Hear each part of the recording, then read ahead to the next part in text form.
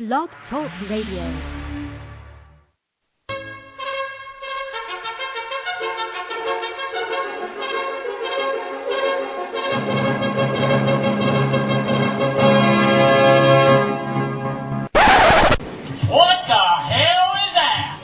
I'm sorry.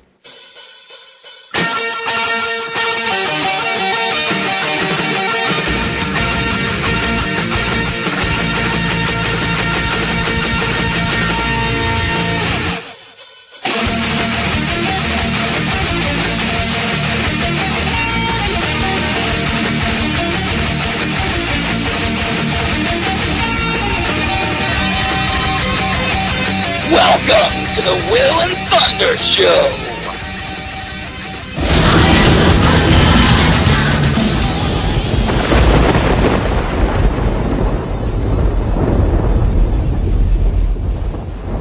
Well, welcome back to another wonderful edition of the Will and Thunder Show.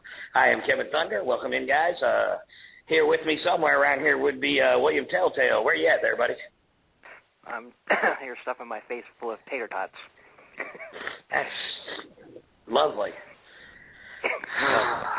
I'm almost done. I'll wait till we take our break before I finish them. How's that? Well, you know what? Okay, but that's fine. Not quite the intro I was expecting there, Potato Boy. But anyway, welcome in, guys. I hope. There you go, the Spud Stud over there. Spud Stud. But so how's your week, man? How's things going for you? Same as usual. Another day, another something or other. Another day, another headache. There we go. Well, there you go, man. Well, I'm glad that you're living your life and I'm not, because I get headaches once in a while, but not every day. Good Lord. Anyway, well, guys, anybody who's out there and everything, welcome, Dan. Glad to have you guys back with us.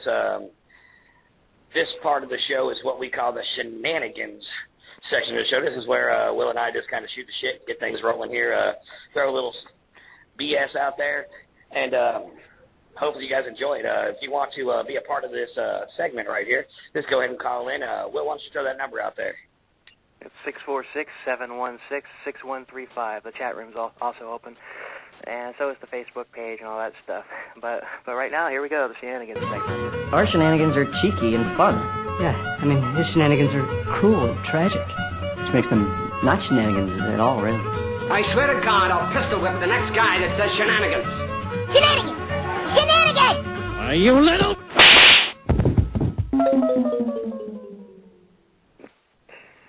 And here we are. Very nice, very nice. Here we are with the shenanigans. Where do we start off with here, man? You were talking about shenanigans here.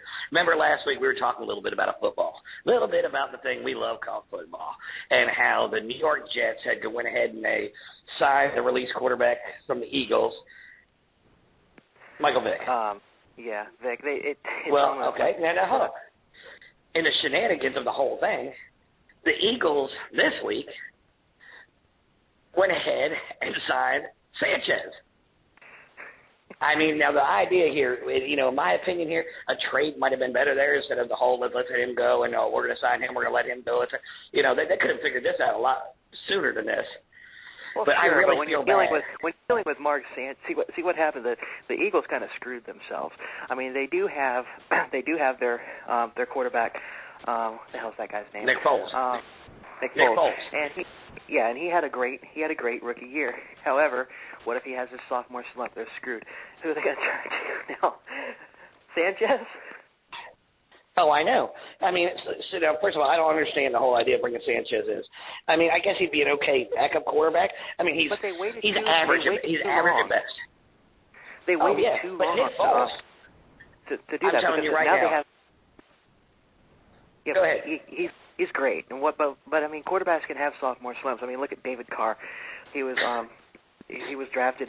He was the first draft pick of the Houston Texans when they became a football team, and he had a great rookie year. His second year, he was horrible. I mean, third year horrible, fourth year horrible. He played backup for several different teams, and he's out of the league. I understand what you're saying there, but Nick Foles last year, unlike a lot of rookie quarterbacks who come out and they're blazing whatever, I mean, don't put up the numbers that Nick Foles put up. He had a 7-touchdown game last year, and with him playing halfway through the season, if he'd have played all season, he'd have been on par with Peyton Manning. I mean, he could have thrown 50 touchdown passes. In half the season, he threw almost 20 or somewhere around there. I mean, I don't have it in front of me here, but he was ridiculous. Yeah, so I don't understand why they bring a quarterback like that in there. Yeah, Sanchez, it depends on, I don't remember what the money was. I mean, if the money is right, then you get a good second-string quarterback, as just in case. I mean, or above average. That's the thing. I mean, the Jets.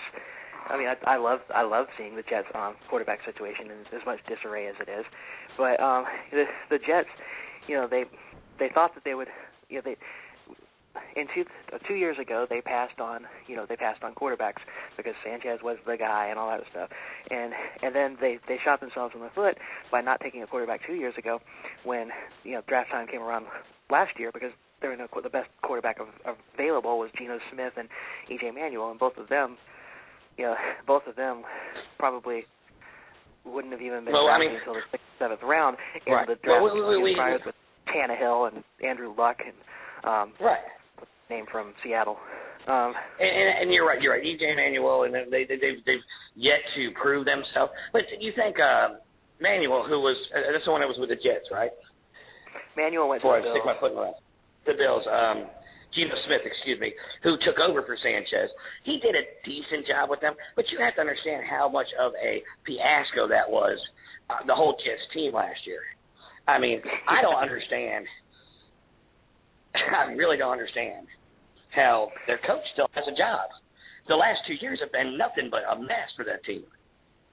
Yeah, I mean, it was. But you know what? Rex Ryan looks like a joke, but anyway. But you know what? I have something for Rex Ryan right here. Yeah. Yeah, keep it up, Rex. You're doing a hell of a job. That's right. We hate the Jets on the Will and Thunder show. Well, and now speaking, all the press on football right now, I guess it's all tied into these Philadelphia Eagles. Deshaun Jackson, he was released by the Philadelphia Eagles. I don't know if you heard the story or not, but story came out now. I heard something about Deshaun Jackson and shenanigans, but I didn't really. Yeah. I don't know what happened. Tell me what happened.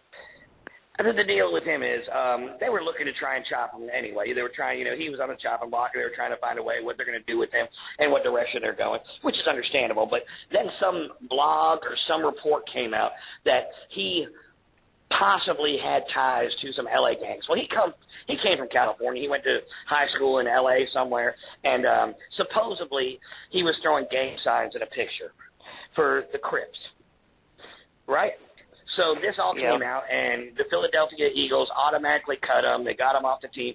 Well, the funny thing about this whole situation is it was an easy out for them, but in the same picture, he's wearing a blue hat. A red hat. Okay? Now, if you understand the gang situation. When you brought up the thing about the gang, throwing the gang signs, I was about to say that that if every single person who threw gang signs was actually in a gang, China's military would be outnumbered. Oh, I know. What I'm saying is, in the aspect of him throwing these gang symbols, so to speak, which there's so many people. If you watch that show, Ridiculousness or whatever it is, it's like a show, where they show video clips or what have you. Rob Dietrich, a skateboarder, does a show. They have a person on the show called Chanel West Coast, and she does the West Coast sign, which is a gang sign. Right. Okay? Well, he's doing a similar gang sign or whatever, and they're trying to tie him to the Crip gang, but he's wearing a red hat. The Crips wear strictly blue. Because their main enemy or their main rival is called the Bloods. And they which wears red all the time. So why would he be throwing? If a Crip gang member showed up to he could be very well known. If he showed up to one of their little functions or however they do it, wearing red, he'd run a really good chance of getting killed. Look, if he had a red stripe on a pair of his underwear, he could be called out for it. This and the guy's way they wearing wear a their red hat pants. on the top of his head. Oh, yeah, exactly. And the way You they see wear it their right off pants. the bat. Yep. But anyway, that whole Deshaun Jackson thing, and everybody's talking about it. Well, is there going to be a team that picks him up because now there's controversy? You know what? The guy's a great receiver. You know what? And me as a Miami Dolphin fan, I'd love to have him on the team. Hell yeah. I mean, we just added, speaking of the Dolphins, the name lives on. Starting next year, the name lives on. A little different spelling, maybe a little slightly different pronunciation, but there will be another Moreno in a Dolphins jersey.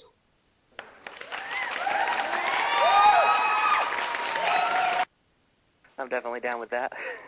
I am too. No Sean Marino, who actually, I mean, I understand he had a couple down years, but last year he was producing. You don't know Sean? I don't know Sean Marino. Do you?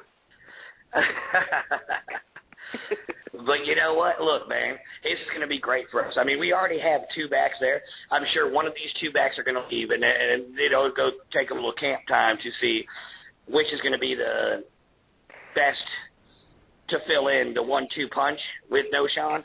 But I really think this is a big step for the Dolphins. I really think it'll help out Tannehill to get out to these receivers that we have. So, I mean, well, it's a plus. That and offensive line.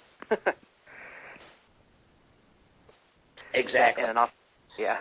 Well, let's not. Well, the good thing with having, well, I know we're going to get off football here in just a second. But you know what? The one good thing with having a 1-2 punch in the back and having a couple good receivers, your offensive line doesn't have to be as strong.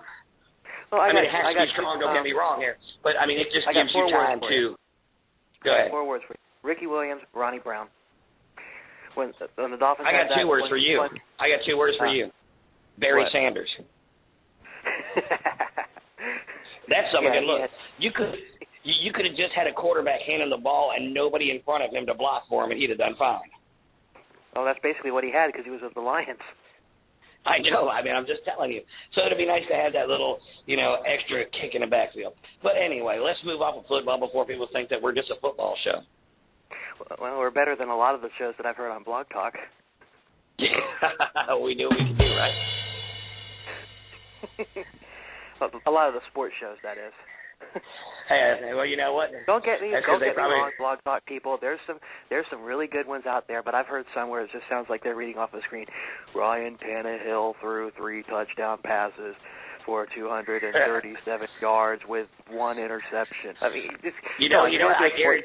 I guarantee there's a computer program that does that because I know there's one that does it for the weather because that's what happens.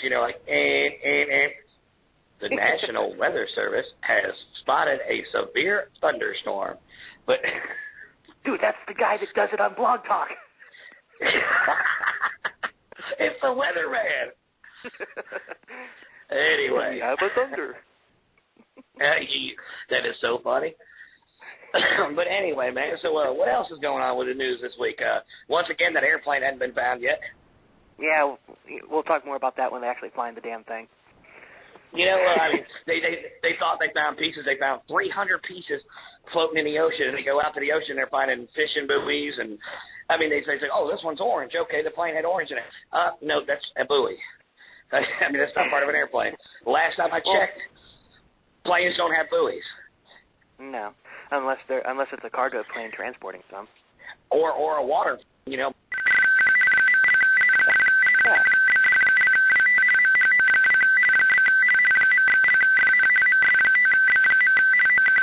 On. Where the hell did the freaking plane go? Did you hear that noise? What noise? You didn't just hear? Oh, okay. I don't know what you just said for the past 20 seconds or so, because all I heard was just like this fax machine type thing. Like maybe the NSA is watching me because I didn't sign up for Obamacare or something. But yeah, I actually tried to last night. But you couldn't get on the site, could you? No, I got on the site, but it was like, just wait and give me your email address and this, that, and the other thing, and I got tired and fell asleep, and so now I'm going to have to pay a damn fine. Yeah, well, the fine will cost you a hell of a lot less than the policy would. Yeah, but I still don't have insurance. It's actually, look, man, I've talked to people on both sides of it. I understand. You know what? I'm not saying it's the answer, but for a lot of people, it's okay. It's okay. It's not that bad. The way it's set up isn't as bad as people think. I mean, 7 million people signed up yesterday on it? But, there's or a 70 lot of million, people something like that? The number was 7 million. There's a lot of people calling shenanigans on it. Hey! Well, yeah, call it what you will. Look at that. You just tied something in there. Good job there, buddy. I did. I made a funny.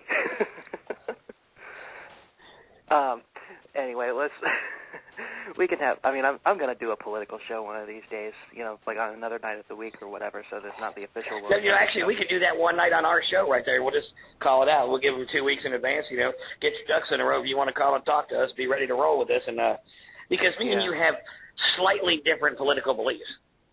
Slightly. Let's see, I'm more like Ted Nugent, and you're more like Sean Penn. Careful. Yeah. I've never hit a woman in my life, Madonna. What? Sean Penn beat up Madonna when they were married. Oh, that's Remember right. that? That's right. Thanks for playing. I don't follow the lives of those nitwits. Or knuckleheads. Anyway, let's talk about tonight's show a little bit right now. Tonight's show, we got a guy from L.A. coming on, man. His name's Chris Sestric. Guitar player, songwriter. He's got a degree in music from Berkeley. Been in the music business. Boston. Do what? Berkeley School of Music in Boston. Right. And, went out to L.A. originally from Pennsylvania, from what I understand here, and we're going to get on the phone with him and talk about where he's going with his music, what's going on, what it's like to play the scene in L.A., because, that's one of those big towns. You think about New York and L.A., even Nashville, Atlanta to an extent. These are big music towns. Central Florida. Well, you know what? Yeah, Central Florida's big, but it's not like L.A. I mean, right. You can go to Orlando, Florida, and you can play a couple clubs there on Orange Avenue or, even the outskirts right there. But you're not playing the Sunset Strip. True. Back it's not the Motley Crue, Skid Row. You know what I'm talking about. Well, back in the day, there was a club on right there on Orange Ave called Jeannie Lane's Sunset Strip, and that was an awesome club. I saw Doc in there. Oh, absolutely it was. But anyway, that's what we're going to be doing tonight. We're going to be talking with him and talking about his, escapades and the music and how he got out to L.A. and all that kind of stuff. It's going to be a very interesting show there. What else you got, Bill? We'll have him on in probably about 10 minutes or so. Now, one thing that the big elephant in the room here is what is today? Today is April Fool's Day. Hey, April Fools!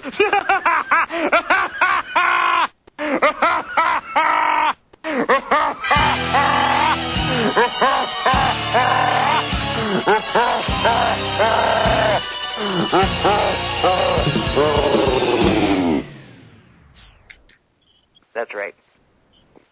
Well, to start off this little bit about the April Fool's thing, actually my son, he's 12 years old, he's in the 6th grade.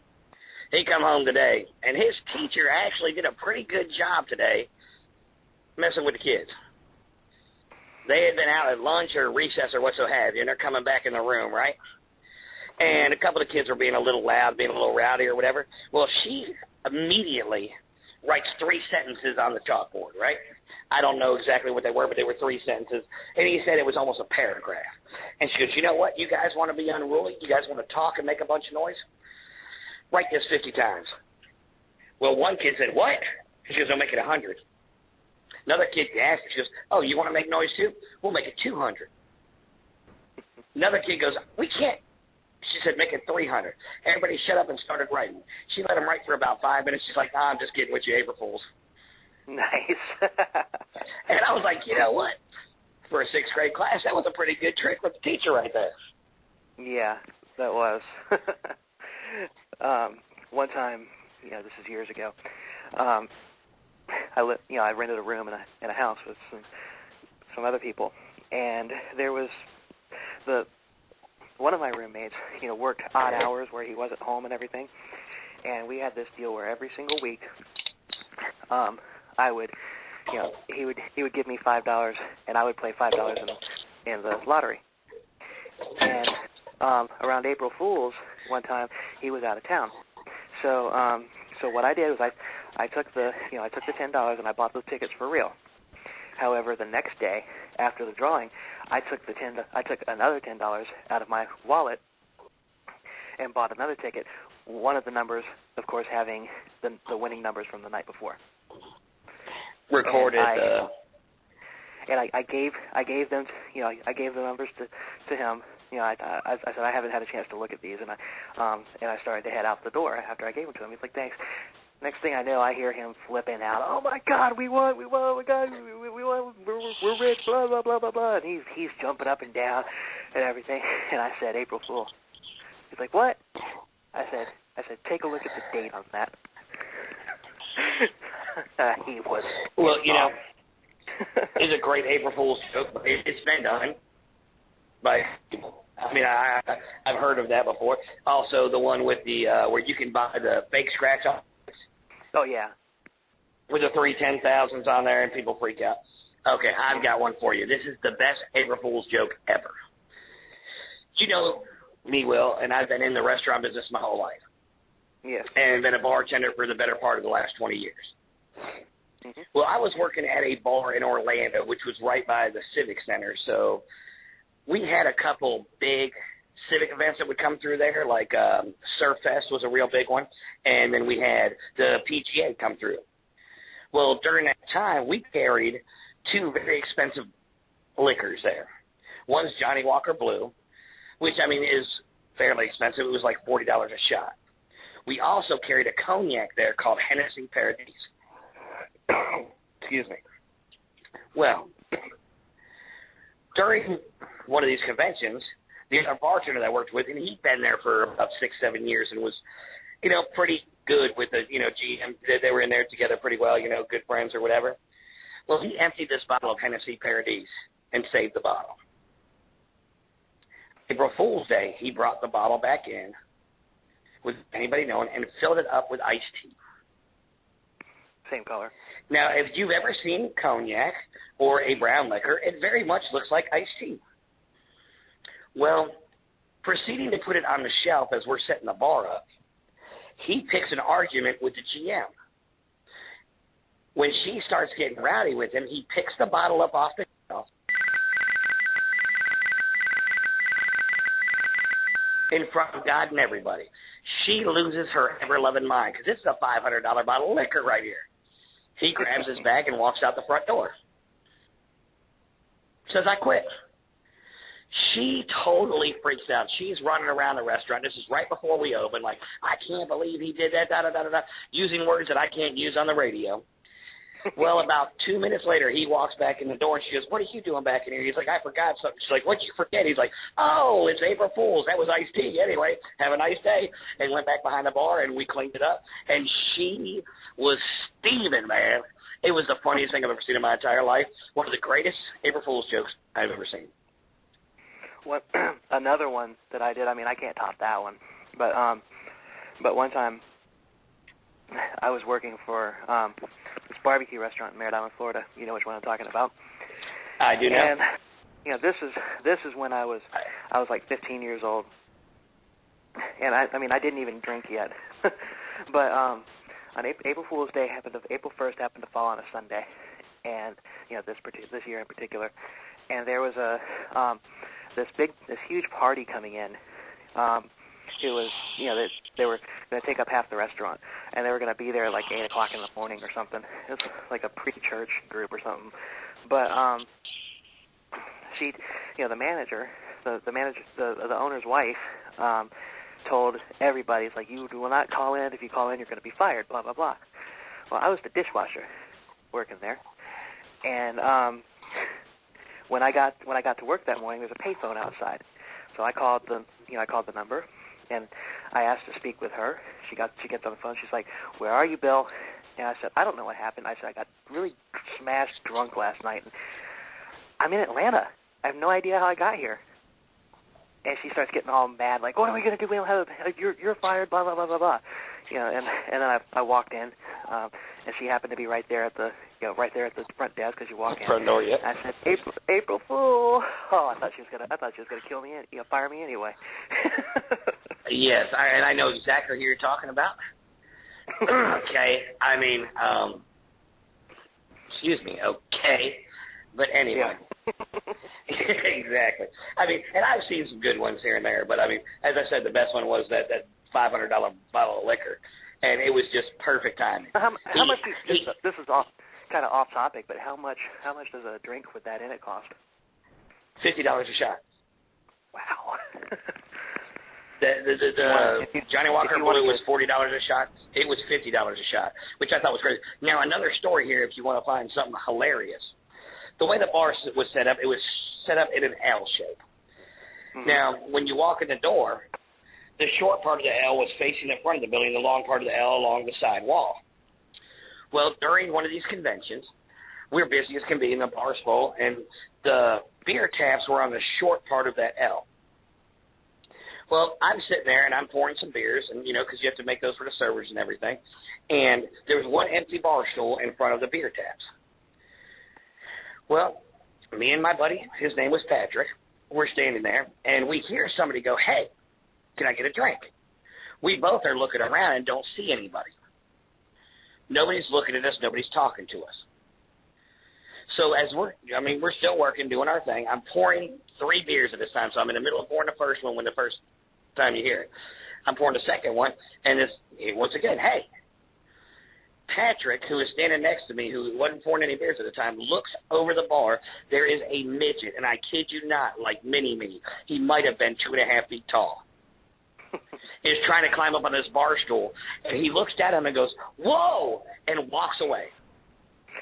And I'm sitting there trying to pour the rest of this beer without busting out laughing.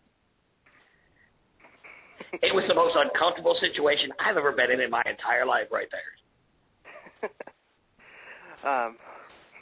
That's funny. And that's not an April Fool's joke. That was for real. Yeah, and they're magically delicious.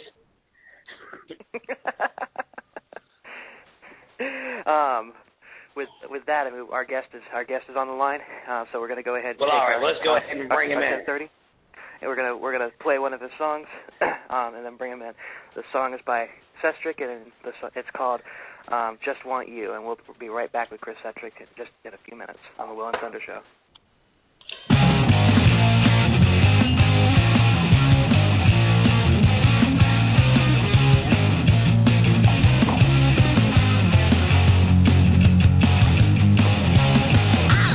You got some big shot, more thrill.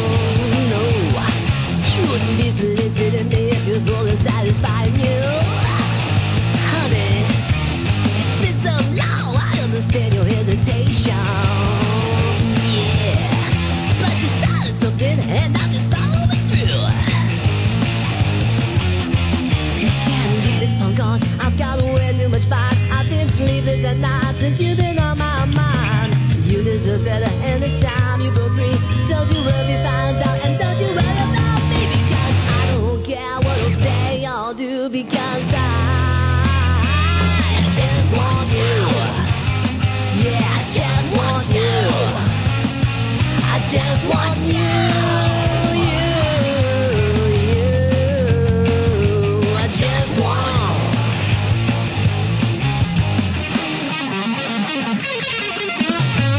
Doesn't matter what your girlfriend thinks.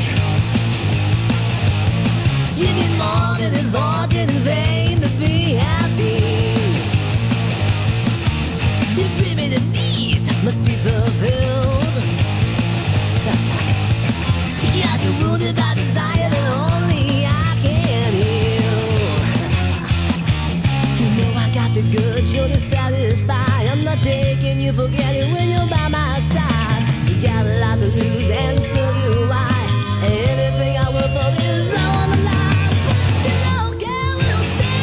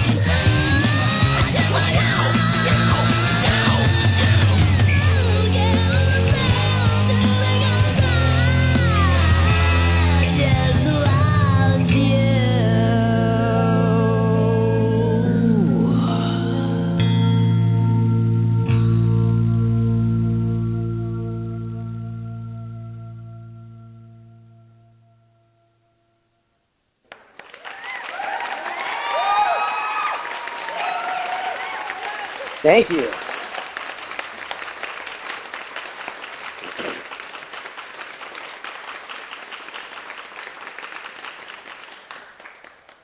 Good choice for the opening song. Everybody there? Yeah, can you hear me? I can hear you fine. I don't know, we're having some technical difficulty or something, but I don't know if Will's there or not. But anyway, well, hey, man, that's a great song, brother. Thank you, man. Thank you so much. What do you want me to call you? I mean, you go by Thunder. What do you want me to? Thunder's fine. Thunder will be perfect, man. Kevin Thunder, just call me Thunder, man. Everybody calls me the Thunder Midget. All right, cool. Good to meet you. Well, man, welcome into the show, man. You're hailing from L.A. these days? Yeah, I've been out here for about 8 years. Originally from Pittsburgh, Pennsylvania. Lived in Boston for a bit as well. And, yeah, it's been about 8 years living in L.A. That's awesome, man. You're got a degree in music from Berkeley. Yes, I did, yeah. That's awesome, man.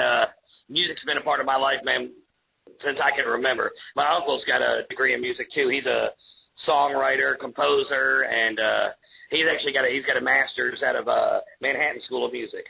He's been doing it a long time, man. Yeah. You ever heard of the band called Blood, Sweat, and Tears? Oh, yeah, definitely.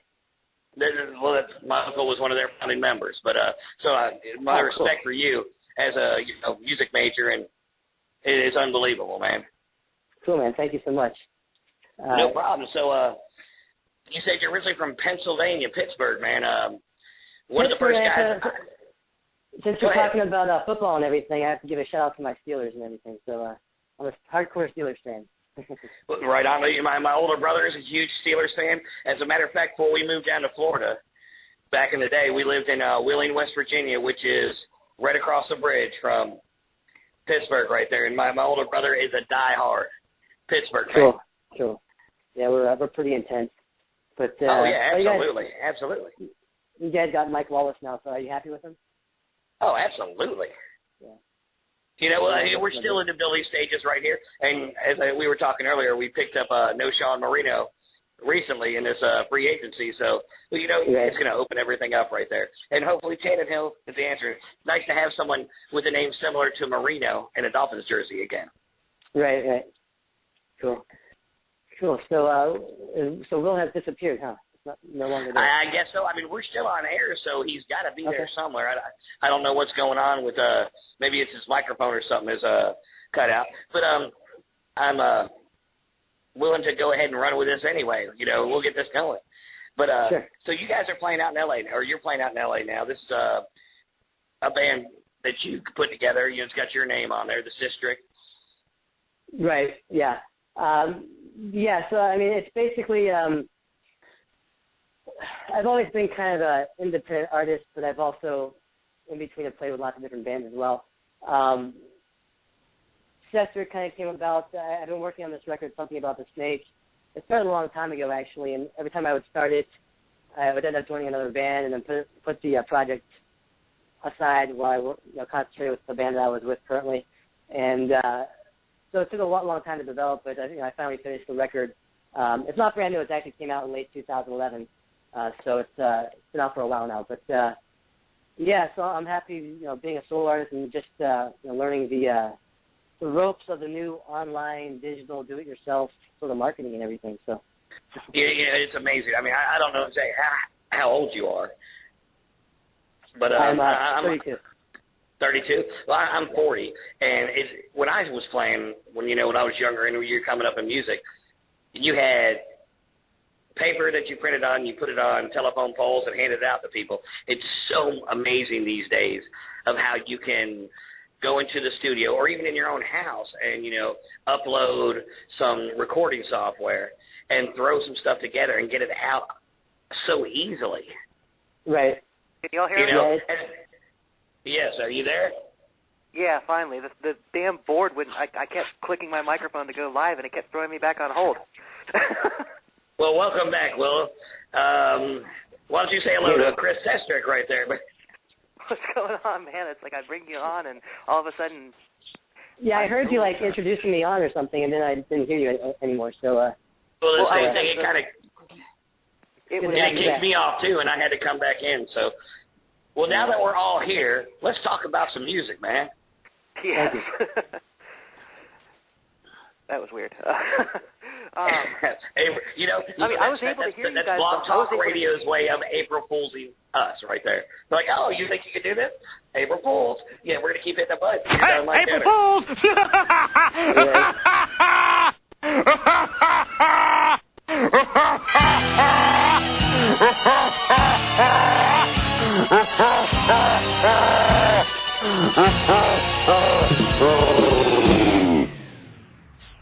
Couldn't resist. All right, now that we're done, right, Chris, I'm going to warn you. I'm going to warn you right now, Chris. My co-pilot here loves pushing buttons and loves sound effects. All right. So just give him some time here, all right? That's fine. Totally fine. Happy April Fools. I have a question.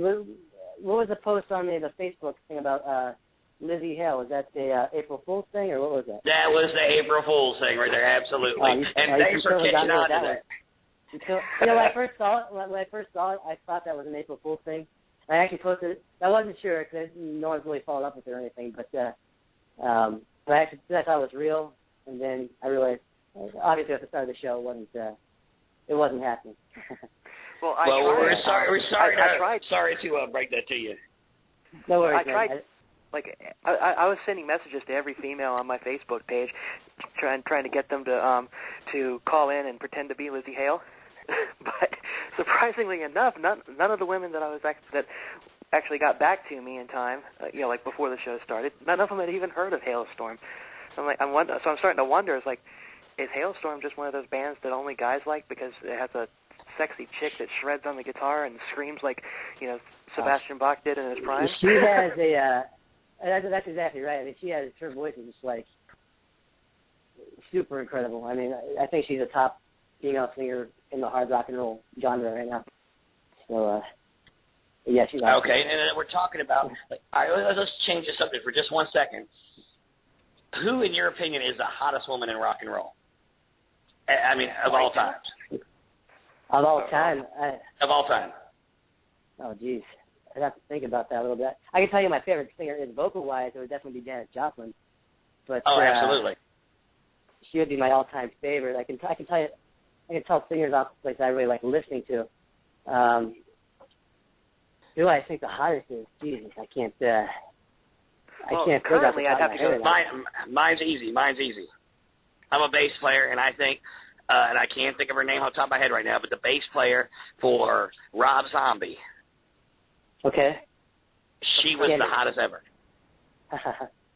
You said singer. No, I said musician. Did I say singer? I meant musician. My bad. Well, actually, let my brain get ahead of me again. There I go, talking with my mind not working. Since we're going musicians, and Chris has probably seen this band, I think that the Iron Maidens would probably have something for everybody. Yeah, I think so. I'm familiar with them, but you're not? You're in LA. I am familiar. I am familiar with them. I've seen them before. Oh, okay. But I can't. I'm just drawing a blank right now. You've asked me who I think the highest is. I just can't really think of like a name right now. Pops into my head. Yeah, it's kind of like asking me, like if somebody asks me, well, what covers do you know? I instantly draw a blank. Yeah, but I mean, I can tell you name female singers that I like. Beth Hart is one of them. I think is amazing. Yeah. But the guitar player from Vixen. From Vixen? Yeah, Roxy Petrucci, I think is her name. That's kind of obscure. I haven't looked at them for a while. But, and then you got to throw in there another hottie, Jenna from the Jenna Torches, just because she's crazy. And that's old school right there. Yeah. Anyway. So tell us about how old were you when you made the trip out to LA? How'd that all come about and everything? Yeah, so I graduated college, and then I majored in writing and film scoring, contemporary writing and production. And after I graduated, I actually moved back to Pittsburgh for a year. And lots of my friends from school moved directly out to LA. I moved home for a year, and I was actually writing music jingles for local companies while I was home, and had some minor success with that. I saved up some money, and then a year later, I came out here, and it was nice because when I came out, I had friends out here that kind of already had some working established gigs and were able to help me out and help me get around. So I was 23 when I moved out here, and so that was about 8 years ago. It was right before, right after Halloween of 2005. So I've been out here for a while now, and yeah, that answered the question, I think. So yeah, basically after school, I came out here, and I get out to LA and get your feet wet in the real world right there. I mean, and you said you did some what you said, jingles and commercials and stuff like that in Pennsylvania. Yeah. I was doing like talking to local businesses and trying to see if they would consider a music jingle for their companies, and it was only a small percentage of it was actually doing music work. It was actually more sales work than like doing music stuff. But it paid pretty decently doing it, right, whenever I got the gigs and everything. And it was kind of cool because like there was a period where like I could turn on during lunchtime every day on the radio and hear one of my jingles playing, which is cool. Yeah, that's pretty cool. I know, it's actually really cool, man. I also saw I looked you up online right there, and you've done some movie work too, haven't you? Yeah, I mainly as an assistant to because I majored in film scoring, and so when I came out here, I was working. Lots of my friends were working as assistants to some fairly well-known film composers, and so yeah, they hooked me up with some gigs right off the bat, and then I ended up getting a job at a music agency that represented a lot of film composers, and I worked there for about 2 years. And through that, I would get every once in a while I'd get some odd jobs doing transcriptions, some technical work as far as programming synthesizers and programming like fake orchestral stuff to sound real and that type of thing. So yeah, I did that, and then did that for a couple of years, and then like basically I got the itch. It never went away. I just kind of put it aside for a while. It was just like I wanted to get back out and start playing again, and focus on just playing rock and roll. That was like really what my heart was focused on. So I kind of like completely left that scene and went and just started playing in bands and playing shows, and now I'm slowly starting to get back into writing and like trying to get music license for film stuff, and things might start to open up here as far as me actually writing music for film as well. While I still concentrate on doing the band and artist stuff too. But that was something I always felt like I could always do, and I wanted to get like the playing and gigging around LA. I wanted to get that out of my system while I was younger. That's very cool, man. So what's it like, man? I'm gonna have to stay in touch with you because I'm working on something that I'm gonna need somebody on the inside to kind of help me if I ever expect it to see something other than a circular file. Right. Well, it's tough. I'm still trying to work my way in as well. So, but yeah, absolutely, we'll definitely stay in touch. What was your question, Thunder? I mean, you think about bands like Motley Crue, Skid Row, and some of these bands that played, that's circular right there in LA. The Sunset Strip and all that. What's it like to be out there and be a part of that right now? I mean, it's got to be so exhilarating. And for me, like that was one of the big things for me because like I love Motley Crue, I love Guns N' Roses, and I just love the stories of like the Sunset Strip and everything. That to me was a big deal, and like playing venues on the Sunset Strip were it's still really cool. But it was like playing like similar stages and hanging out at the Rainbow Bar and Grill and being a part of that scene and being like, oh, this is where my idols broke out from. That's where they started at. And so yeah, it is amazing. It is, for me, it's super cool, and it still is. It was even a bigger deal when I first started playing out and around LA. To be like, man, my Motley Crue played this stage or whatever, it's just like it was a big deal. Right. It was awesome. But then it develops more to what you're doing on that stage, I'm sure. Yeah, I mean, the Sunset Strip to me is like, it's still really cool, but it is kind of a novelty where it's like, it's kind of living off of its reputation from the past as opposed to like really bringing out lots of new talent, in my opinion. Okay.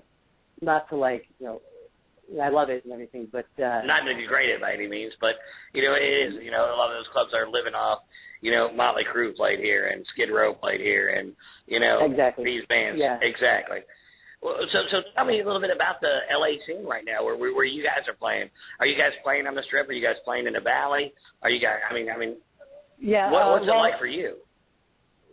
Right now, I have not been playing. I'm working on new music, and I'm going to get out there soon. But back in 2 years from prior ago, I was much more of a scenester and pretty much played everywhere around the Sunset Strip, and then also in the Valley, and then also there's some venues down like on Venice, going towards the beach areas of Santa Monica that are cool to play at as well. And it's ever changing. It's like one of the places that I played at with one of my bands I had my longest tenure with out here, The Resistance, a place called the Cat Club, which was a really cool little venue on the Sunset Strip right next to the Whiskey A Go-Go. I played there like 1 billion times, but now it no longer exists. It's something else now. So like, I've been here long enough to see things like kind of come and go and change and transform, and the scene's kind of change from year to year kind of too. And yeah, I mean, everything's going to evolve, absolutely. I mean, as music does. I mean, and as we saw with the 90s, not always for the better. Yeah, exactly. So I mean, how would you rate the music scene where you're at right now? I mean, when you had your ideas of going out to California, going out to L.A., and, is it what you thought it was going to be, or is it different now? It's pretty much what I thought it was going to be. I haven't ventured out to some of the other meccas, like as far as Austin and even maybe Nashville, and then also in New York. I haven't been really explored the New York scene since I lived in Boston. But it's still the place to be if you want to strike something bigger than being a local hometown hero kind of a thing, Right. Get off college radio. Right, and I live smack in the middle of Hollywood, and pretty much everybody I walk by, all my neighbors, are either actors or musicians. And I don't know how many areas you can live in. Kind of like that, To have that kind of network right there. And that kind of network and just that kind of vibe where it's like everybody kind of gets to and understands you're an artist and trying to be what you want to be basically. And they don't look when it's I think like where I'm from in Pittsburgh. I think when I was in my early 20s, I felt like I was too old to be playing in a rock and roll band, almost like trying to make it kind of a thing. And when I moved out here, it was kind of a different scenario. It's like people kind of understand you have to work your way through it and make your connections and plug away at it, and one day eventually your day will come, basically. So what is well, we just lost Thunder. Everything's going weird with this thing tonight. He'll be back. I'm sitting here watching my computer. I'm surprised it hasn't dropped the show. I mean, I'm bouncing back and forth. My internet is bouncing on and offline, but apparently, the show is staying on. Apparently, I'm gonna have to go back and listen to the archive footage of this. Here's Thunder again. Let's bring him back on. I did have another question. Speaking of Thunder, hello there. Okay. I am back again. Sorry about that. You caught me right in the middle of it. Look, I really think that there's a guy that works for Blog Talk Radio right now that is cutting us off. That has a sports show. And that's a joke. Oh, yeah. Do you see what happens? Watch your mouth, son. But anyway, I'm back here, and I'm sorry about that, guys. And look, I'm telling you, this has been the craziest it's ever been. I mean, we've had an issue here and there, but that's nuts. Well, I've never gotten bumped off the show, so that was a first. Look, tomorrow you're gonna need an email that's gonna say April Fools, and be like, you know what? I'll give my money back. You some anyway. Yeah, I'm gonna ask for a free month after this. I mean, for all they know, I could have Yngwie Malmsteen on the line with me right now. We've got better than Yngwie, because Yngwie, look, he may be able to play guitar, but he's an asshole. So. You remember when we met him? I've always heard bad stories about him. I never met him personally. We met him at outside of a club in Melbourne, Florida, and he was just a douche, man. Didn't want to talk to nobody. I'm like, look, man, I know you can play guitar, but guess what? You were found in the middle of nowhere in a hotel room playing guitar or whatever, and, you know, there's a kid in a garage or a barn that's doing the same thing that you can do. So I'm just like, whatever, man. Yeah, Chris, I have a question.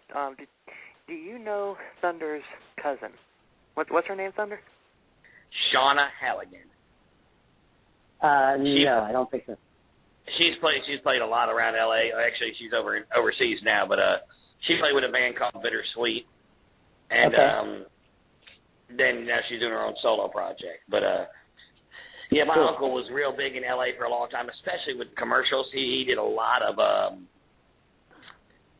commercials for Mattel, and I can't even explain. I mean, he, as I said, he was a founding member of Blood, Sweat, and Tears, and like, I mean, I remember when I was a kid, this is way before your time. I mean, you got 10 years less than I do. God bless you. But, I mean, he did a lot of stuff for Mattel and Barbie and stuff like that. And the same stuff you're doing. I mean, he worked his way through there. He started out right out of his music school with Blood, Sweat, and Tears, and they had a good run for about 10 years. And after that, he went and did movies and commercials and wrote his own symphony and all that, you know. Very cool. Oh, that's awesome, man. And that's like, you know, I respect you so much because you have a degree in music. I never got that far. I actually checked out a music school out in L.A. when I graduated high school, which is called the Grove School of Music, and I don't even know if it's still there. Oh, yeah. Yeah, no, it's not. But to be honest, that was a really popular school, and actually lots of my professors at Berkeley, they did study there, too. That was, like, I think when you came out to L.A., like, that was, like, one of the, if you wanted to be a professional writer, that was, like, one of the top things to be going to at that time. And yeah, my uncle took me there, and I was just about to turn 18 when I graduated high school. And I went out there and spent 2 weeks with him, and he took me to the Grove School of Music, and I met their bass instructor, and his name was Joel Diabarlo. Yeah. This guy was ridiculous, man. Older guy. I mean, I was 18 at the time. He was probably late 40s, early 50s. And I had a PV Foundation bass guitar at that time, which is one of the best basses I've ever had sound-wise. The action was perfect. Loved this guitar. And we were sitting there, and we're talking. He's like, what kind of music do you listen to? And I told him, you know, at that time, I was like, oh, I like listening to The Rat and this kind of thing, but I also like funk bass. I like slapping and this and that thing. And he pulled out a pair of wire cutters from his desk and clipped the strings off my bass right there in front of me. He's like, pink, pink, pink, pink. And put a set of Dean Markley Golds on my bass, stretched them out, and he's playing around a little bit. And he's doing scales and stretching them out. And he's like, oh, so you like slap bass? Now, this, to me, at that time, was an old man. I'm like, whatever. I mean, you know, I'm listening to the Chili Peppers, and, you know, he started slapping on that bass, and he made love to that son of a bitch. And I was like, are you kidding me? Yeah. And I was decent at the time. I've gotten a lot better since then because listening to him and listening to people like Louis Johnson and real bass players, and I was just like, I'm just looking at him, I'm like, okay, I'm going to go home and I'm going to jump off the bed and impale myself on the neck of this thing because there's no way I'll ever be able to play this thing like you do. Yeah. And it was just totally amazing to me to be around, like, true, tried musicians who understood, you know, theory and sound. And you know what? They'd throw theory out if it sounded good at the time. And I'm like, wow, man, this guy's amazing. But, yeah, that was my experience at the Grove School of Music right there. And I'll never forget it the rest of my life. I don't know what happened with the school, what the deal was, but I have met people that study there, like lots of professional writers. I don't know from a performance standpoint as far as, like, learning for majoring in instruments, but as far as I know, lots of professional writers that study there, and it was like one of the top programs at the time. I think 20 or so plus years ago, 20 or 30 years ago. That would be about the time. You know, it's been about 20 years ago. That's when I graduated high school. 23 years ago. No, it was 23 for me. You failed a year, Cupcake. Anyway. Hey, but yeah, Chris, in honor of tonight's show being, you know, probably technically speaking one of the worst that we've done, if not the worst, technically speaking, as far as, you know, the technical aspect of it. Content-wise, it's one of the better ones. But well, thank you. Could you tell us about your Spinal Tap moment, since this show is being a technical Spinal Tap moment from start to finish here. It seems like a catastrophe on stage. I'm sorry. Exactly. Okay. Hold on, I have an intro. I have an intro for that. All right, go ahead. I told you. These guys were 11. You can't print that. Spinal Tap. 1 second. What's wrong with being sexy? He died. He died in a bizarre gardening accident. Thousands of people spontaneously combust each year. Hello, Cleveland! Hello, Cleveland! That's fun. Cool. So, Chris, I warned you. Okay. I warned you that he was happy on the trigger right there. No worries, no problem. I apologize for both of us right now, but yes. Thunder, tell us a little bit about some. You really? So. Tell us a little bit about some of the moments you had. Where exactly when you're on stage and everything's going fine, and there's that moment right there.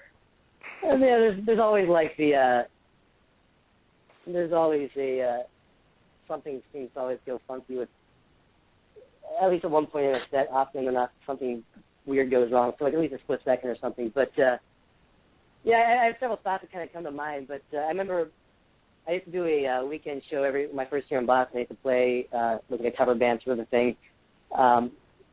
Every Saturday night I used to play this gig, and I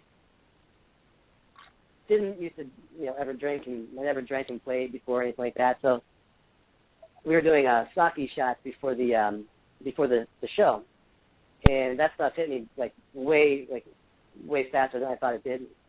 And so I played the complete show. I played completely hammered, and I thought I played the best I ever played in my life. I left that night, and that whole week, like the next show, the following week, I thought I played the best I ever played, and I was thinking, oh man, I have to get wasted every time I play. I was so amazing. And then I came into the next week, and everybody was like, dude, you were so horrible last week. You could not stay in tune. You could not play a damn thing. You were funny, but you could not play anything. That was horrible. And I was completely shocked by that. I had that moment. One time we played a show, and Will was in the same band. He was a singer, and I was a bass player. Well, everybody had to work that day, so I had to load all the equipment in. I got there about 4 o'clock in the afternoon and started loading the equipment in and setting everything up, and I was setting the sound and all that. And they had just got this new stuff there, which is popular now around the country, but it was new 20 years ago. It was apple cider, hard cider. Mm-hmm. Well, I start drinking this hard cider, and it's going down like apple juice. I'm like, yeah. Well, I'm setting everything up, and everything's fine at 4 o'clock, and everything's fine at 6 o'clock. Well, 8 o'clock comes around, and I'm starting to get a little, okay, I feel good. Come 10 o'clock when we hit the stage, I'm a bass player. My fingers stopped working. Right. I did everything I could to try and finish the show. They started a mosh pit in front of the stage. I jumped off the stage with a 25-foot cord into a mosh pit. Mm-hmm. With all these kids moshing and tried to keep going. I couldn't play as it was, so I figured, why not? At least you were aware of it, at least. You were aware that you weren't playing your best show, or were not capable of playing it, right?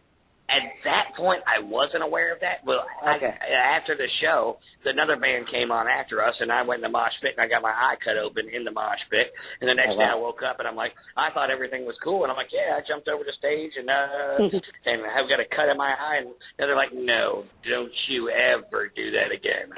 I'm like, okay. Yeah, if you want to be in this band, don't you do that again. I'm like, okay, fine. I mean, we all drank. I mean, it wasn't like, but we just didn't, I mean, none of us had ever gotten hammered on stage before. Oh, yeah. This had, I got later on. Before we went on. It was horrible. Well, later on, I mean, in the next band that I was in after that, that band kind of had a very wild reputation to it. I mean, and I had my moment like that too, when I was basically, I was surprised I could even stand up, let alone. You were done like dinner. Yeah, and the drummer of that band, told me, the next day, he's like, you ever do that again, I quit, and we practice at my house. So, well, but anyway, all right, so let's get back to point here real quick, because Chris, you came on the show not just to shoot the shit, but let's talk a little bit about your album right here. Sure. Where people can find your album, a little bit about what was behind you writing the album. I mean, tell me a little bit about it, man. Cool, man. Yeah, the record's like, it's a long record. It's like to me, it's almost like two different records in one. There's half of it is kind of a more serious and sort of like an angry sort of vibe, and the other half is kind of a, to me, the way I interpret it, is kind of just like a tongue-in-cheek and sarcastic and kind of just a joke. Kind of my like David Lee Roth sense of humor, sort of a thing. So like I said, the record took a long time to finish because it was like kind of a side project while I was working with other bands, and the whole focus was I wanted to make a record that was basically the kind of music that I wanted to hear. I wasn't hearing any like real like rock and roll on the radio or anything, and I just wanted to make a record that I thought was going to be awesome, that kept true to like the kind of hard rock and roll sound that I grew up on, that I liked, that I loved, and so my goal was to make a pretty basic record with guitars. People can enjoy it. I mean, it's just tried and true rock and roll that you can kick back and enjoy yourself. It's not too hardcore, like getting the growls and all that, but getting some good guitar riffs. Get a little drums kicking in the background, get some good vocals, something that you can, when you listen to it, it lifts you up instead of. I mean, there's a lot of good music out there. I mean, especially when it comes to rock and roll, John. Of course. I mean, but some of it gets you, like, all right, I'm ready to go punch somebody. And other music, like, I mean, you listen to Poison and you listen to bands like that, it's like, oh, man, look, get up. Let's just run around. Let's have fun. Right. Where do you put yourself? Like, as far as your style, your sound. I mean, the record to me is I simply clarified it as hard rock and roll, and it definitely has for me, my favorite musical period. I mean, like where my musical influences lie, kind of that transition between the 80s and 90s. Like my all-time favorite band is Guns N' Roses, and then the Metallica and Skid Row, Motley Crue, a little bit more the more 80s glammy bands. I'm not so much into, like, I wouldn't say I'm a huge Poison fan or anything, but so I like kind of the more edgier band. And I also like that transition to the 90s where, like, Alice in Chains and Stone Temple Pilots kind of got big too. So, but I would put myself first of all, you named the four of my favorite bands from that era right there. And then when you throw in Alice in Chains in there, another one of my favorite bands of all times right there. Just the harmonies that they threw together. And they kind of brought the grunge thing back to rock and roll. Mm-hmm. Yeah. That's one of the best bands of all times to me. Yeah. I mean, well, they weren't really grunge. I mean, Alice in Chains was a metal band that just happened to come out with all the rest of the grunge.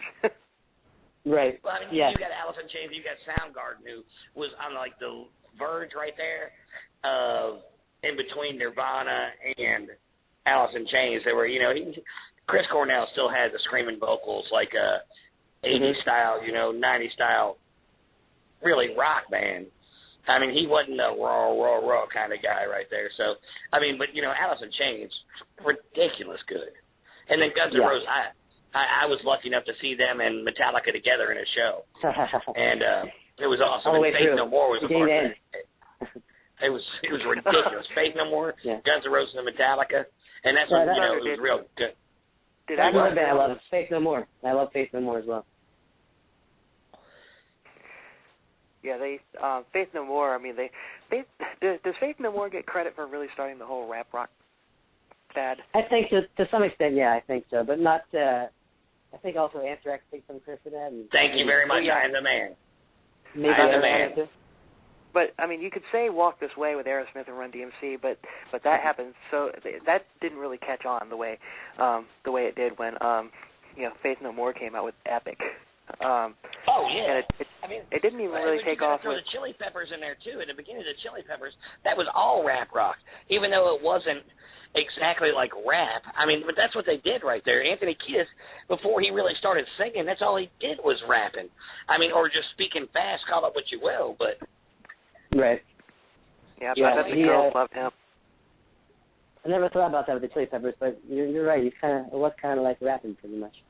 You certainly. I mean, everything he did was give it away, give it away, give it away now. That's another one of my favorite records. So I mean, let's go ahead and play the next song. And this one, which one do you want there, Chris? Out of Your League or Believe? Let's say Believe for the end. Let's do Out of Your League. That was exactly the way I had him. Was planning on doing it. I just wanted to see if we were on the same page. We are. Awesome. Sure. This is Out of Your League. Yeah. Before we do that, I mean, I just wanted to say to some of the listeners out there, pick this album up. I mean, there's some great songs on there. Especially he was talking about the tongue-in-cheek ones. There's a song on there called "If She Only Had a Brain." Right. You know what? I say that daily because I'm married. Well, I think all married people do. Anyway, let's go ahead and listen to this next song coming from Chris Sestric right here, and we'll be right back, guys. Now, I'm not muting anybody, so just kind of be quiet. If you have to talk to somebody, just put the phone away. Do what you got to do. That way you don't get that way you don't get cut off again when we come back. Right.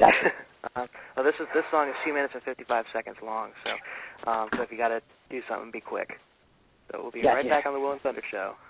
We'll see you on the flip side.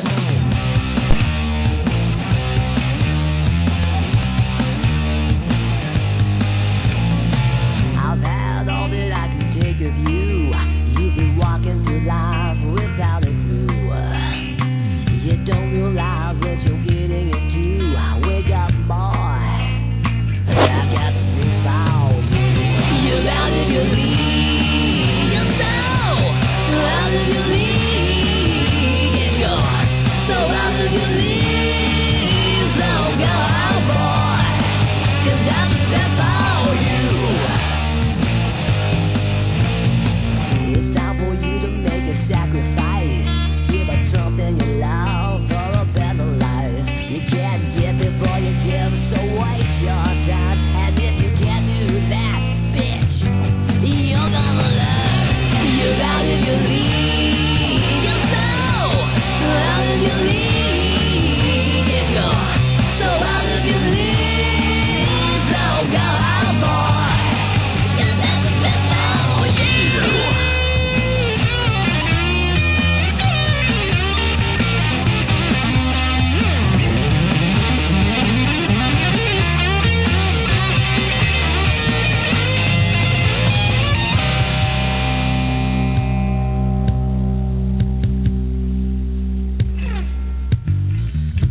You're out of your league. You're so out of your league. And you're so out of your league. So go out, boy. Step inside, you see my heat. You're such a foot, so easy to beat. I got lots of pain. I got big skin. I think so much shit. All the way to the last mile. They would never do. Don't think again. I'm a dumb old bitch, so in lies. We'll never see. I'm headed down your road. Out of your league. You're so out of your league. And you're so out of your league. So go out, boy. You better go out, boy.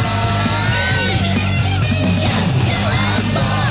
Because you want to out of your league.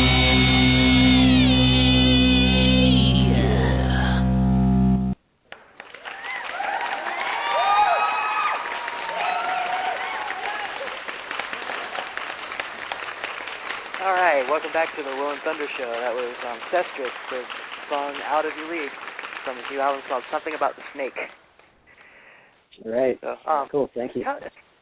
I like I like that one. I like the way it kind of goes, rolls back and forth. But just on a little side note before we keep going, there was a friend of mine's band I'm going to give a shout out to back in the day. They do shows here and there, and I was part of this band briefly. I was like a frequent guest on their set. They're called Scurvy the Clown, and they had a song similar to the lyrical content of that, except it was a little more raw.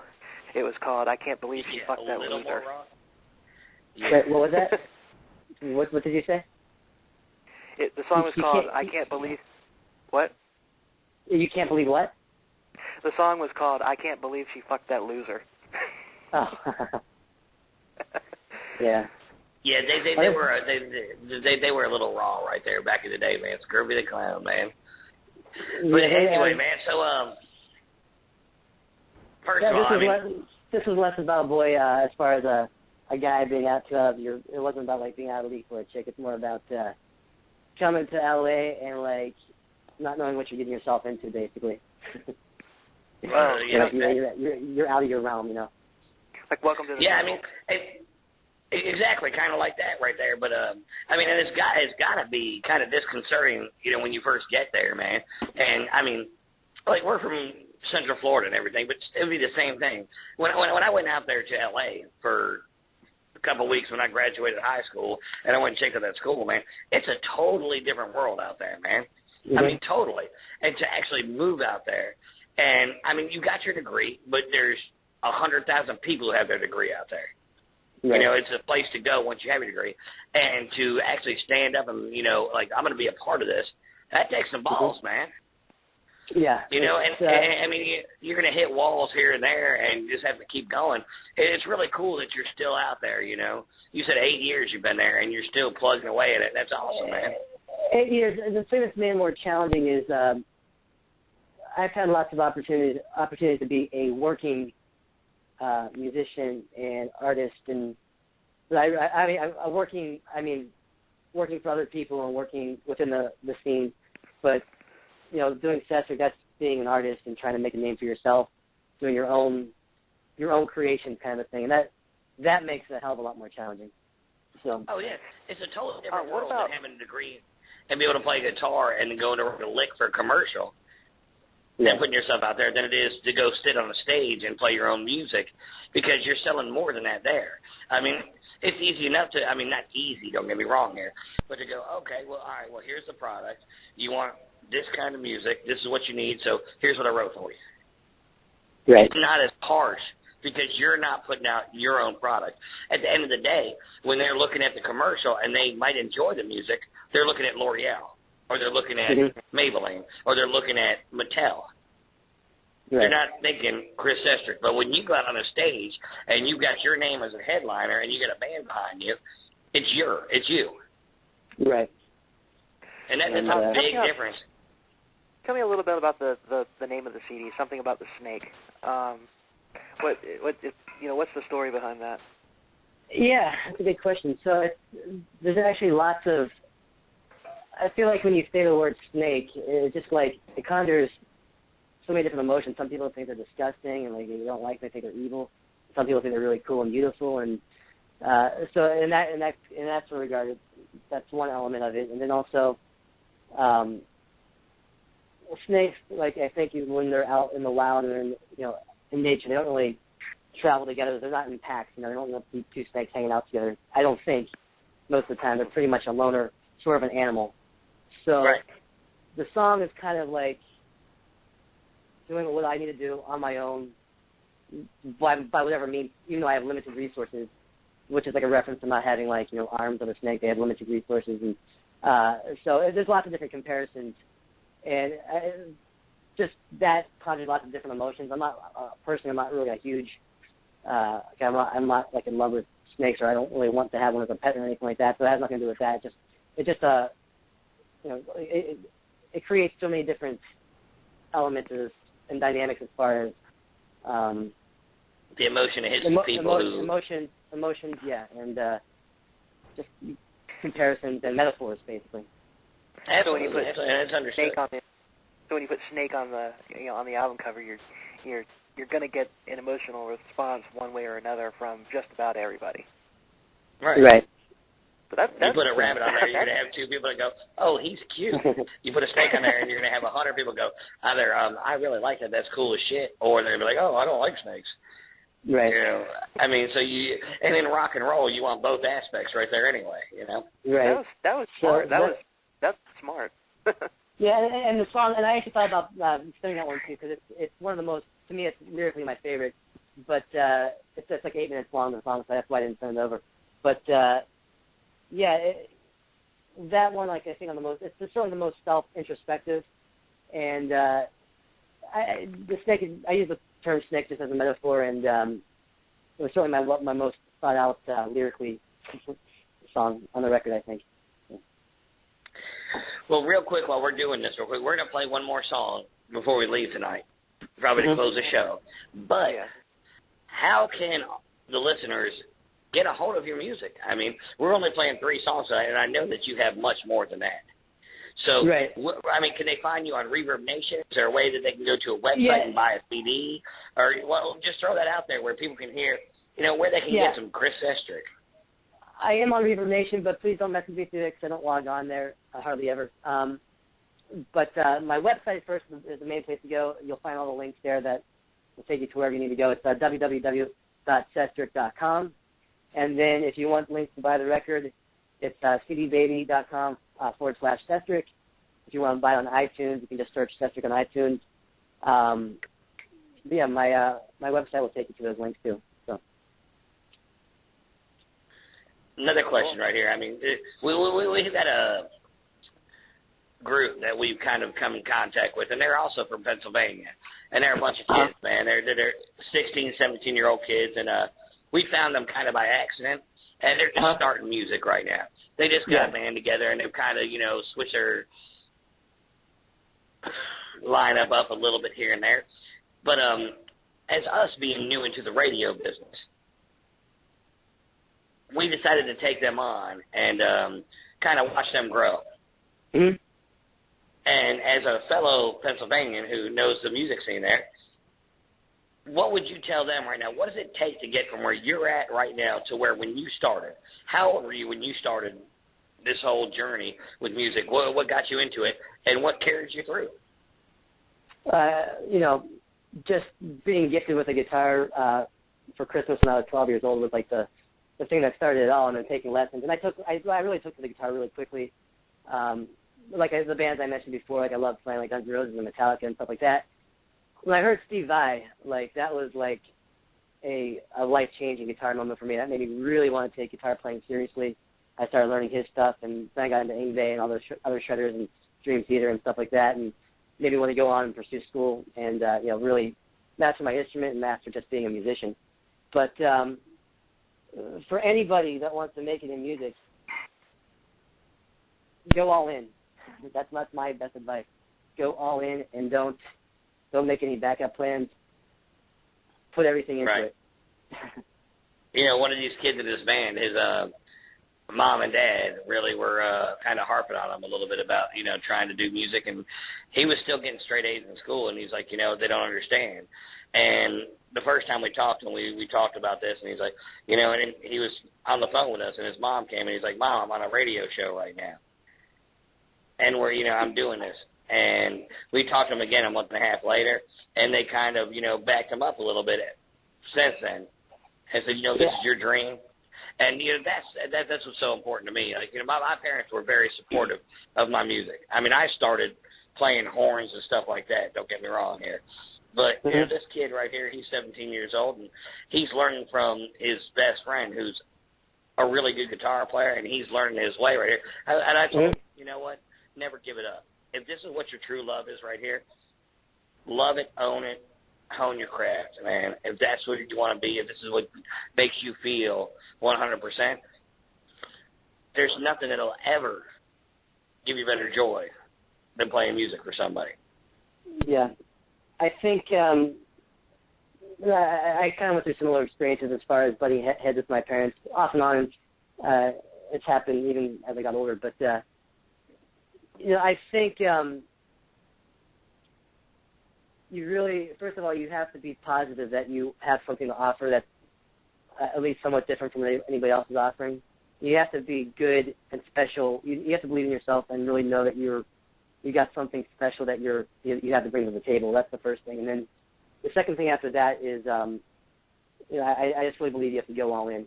Like, don't waste your time doing other things, and especially since this is such a the music industry, it's such a youth-driven thing. It's like, I really believe just going full on into it. We were talking earlier about football earlier, and you hear all these things that they have all these TV shows on, that there's only so many football players out there and all these colleges and everything. You know that there is 10 times the musicians out there in the world that there are athletes. Mm-hmm. And there's half of the and people who actually make it. Half of the people who actually make it. You have right. so many people out there who, even with all the symphonies and, these great musicians that we have in this country, there are so many more musicians that don't make it than athletes. Right. Even though the athletes make so much more money. I mean, you've got your far and few between, between the NFL and baseball, what have you. When it actually comes to musicians, especially when the music industry is going down. And then it's not even just that, the competitive landscape. It's also, right when I was going to school at Berkeley. It was during the whole like Napster crisis. My first year of college, that was when Metallica was suing Napster. That was that right. year when I was in college, and it was like, the music industry was really transitioning, and there was lots of debate of where it was going to go. And really, only the last few years have people started to learn how to start monetizing some of this newer technology. And I don't even know if they still have it totally down. But now it seems like it's there's reason to be optimistic now. Where when I was going to school, it was a really big transition there. So you got all the competition, but then you also just fighting for the dollar from the consumer. Is like when people can buy, get music for free and everything. It's like, how do you even make money from this? How does anybody make money from it? So you got that challenge too. So. Well, that right there, and the one thing is, you know what? You can look at things, and you that who's been to school, now you're in LA and you're doing all this stuff, and yeah, it is easier nowadays with the technology, but in the same aspect, it cuts into your money. In the same aspect, yeah, as a kid who's 15 years old, who's a prodigy that can sit there on YouTube with a cell phone camera on a stand and get his name out there, but on the same aspect, it's so much easier to get people's music and not making money because of it. Right. So it's so hard, but it's a matter of love for music first and getting there and doing what you do to get to that genre or to get to that point where you're playing or theaters, not, maybe not so much, arenas anymore. It's just become more theater. Mm-hmm. But, it may be easier nowadays to get your name known, but it's definitely a lot harder to become a Motley Crue or... Definitely. Yeah, there's so many different niche markets now, and so it's like instead of this big pie of money where you get signed by this one entity or whatever, now it's like all these little smaller pools dishing out cash, but it's much smaller, bits of money and to pull from these different areas or whatever. But it's I think it was always hard though. I think 20 years ago people were still complaining about how hard it was or whatever. So you just have to survival of the fittest kind of. It's just you have to learn to adapt and make the best of it and play the game that's being played.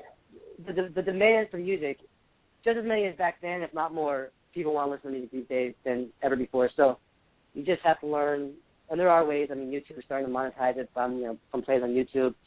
Some of these streaming services like Spotify are trying to pay the artists when people stream the music for free. It's not much money yet, but hopefully they can work that out so it's a little better deal for the artist at some point. So we'll see. Time will tell. I have a question. Time will tell right there. You're 32 years old. What's the average age of the LA bands out there? The one I'm not talking about the old geezers that get up there and play in the pub that seats 150 people and they get up there and play Leonard Skinner tunes. I'm not talking about them. The ones that get up there and draw the people, has a big followings and has to play original material and whatnot. The most popular bands out there. What's the average age of them, would you say? That's a really tough call. And to be honest with you, I'm being honest about my age. Lots of people would probably lie and say they're 5 years younger or 7 years younger, but it's tough to that's tough to call. I mean, there's still lots of people that when I first moved down here that were gigging a lot they've transformed their band names into different things, but they're still playing around the city a lot. And then I've also been here long enough to see some bands that I really thought were good, disappear. I have no idea what the hell happened to them. But yeah, it's tough. It's a tough call. I would say definitely most bands that I interacted with were, I would say 23 to 27 would be most likely.